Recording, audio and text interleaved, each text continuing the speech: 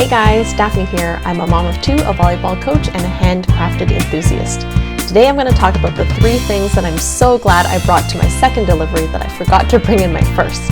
Let's get into it.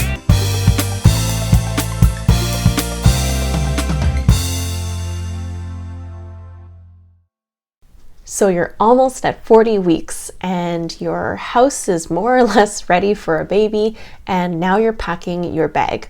Whether you're going to be delivering at a hospital or at a delivery center, sometimes it feels like you just need to bring everything that you own. In my first delivery, I will admit I packed way too much stuff. Even though I lived about 15-20 minutes from the hospital, I still somehow felt like I had to bring absolutely everything that I owned. And funny enough, there were still some things that I didn't pack that I should have. And that's where this video comes in.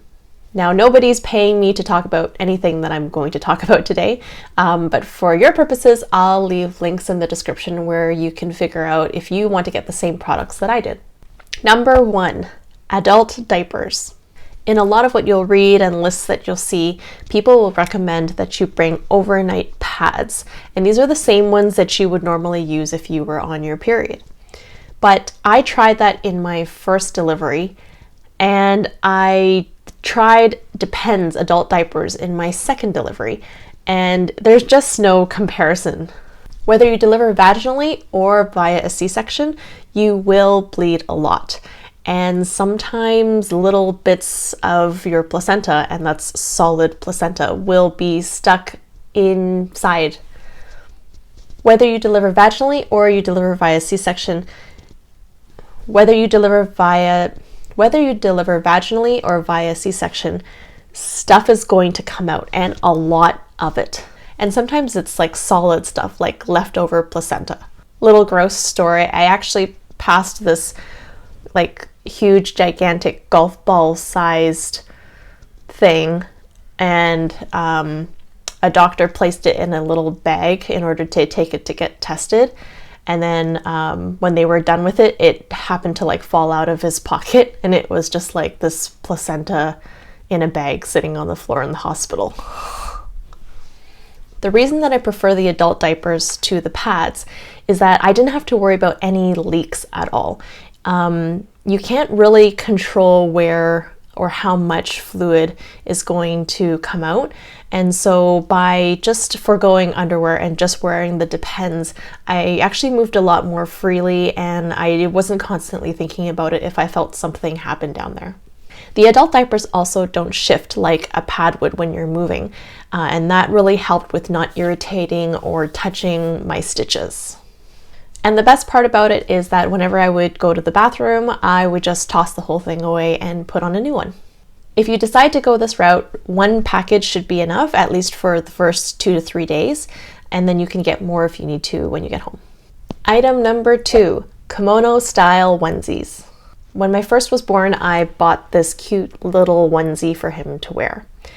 And the first time trying to get it on him was terrifying because his neck had 0 strength, and this thing is tiny. The arms are like this big, and his head was like all flopping through it, and he was probably fine, but for me it was terrifying, and I didn't enjoy getting it on, and it was difficult to get off, and he wasn't happy with it. So I decided I'm never doing that again. Kimono style onesies are usually the double-breasted type, and they come in short sleeves and long sleeves. You can usually lay them flat on the bed and then just place your baby on top of the onesie, and then just put their arms in and then just button the sides and button the top up. I've seen some online through Amazon and Carter's. I think for my son, I had bought them from Costco, but I don't think they actually have that specific one anymore. Other than Costco, my favorite ones are actually from Uniqlo, and if you don't really care about the color or the pattern, you can usually find them on sale. I also find the kimono style onesies a little bit more forgiving if you maybe were wrong in predicting how big or small your baby was. And because they're double-breasted, I felt a lot better about not having to pile on extra layers onto my baby to keep him warm. In addition, this is my favorite style for newborns because you can actually open up the front of it and do skin on skin really, really easily without actually removing all of their clothing. And number 3, open front pajamas. Now it's easy enough to think I'll just bring, a zip-up hoodie or a button-up shirt that I can wear. But I did that with my first delivery, and I felt like I was always kind of awkwardly managing my clothing, and nothing was really good for easy access. So I bought these nightgowns from Amazon, and it's just a nightie, but it has 2 button sides, and I'll show you exactly how this opens up. So it goes on just like a normal nightie would, but this one actually allows you to button one or both sides down, and I'm still fully clothed. I'm wearing my nightie over my shoulders, and now I have easy access to both sides where I can do skin to skin or breastfeeding, or I can do up one side.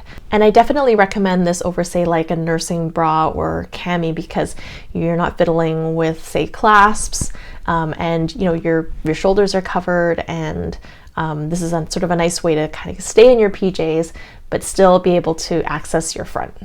It's quite comfy. It's kind of like a t-shirt material, and if I remember correctly, it came in a pack of 2. If you're in any stage of pregnancy, whether you've just found out you're pregnant or you're really bursty, I recommend you purchase the pregnancy planner, which actually has a list for your delivery bag. And of course, it includes all of the things that are listed in today's video.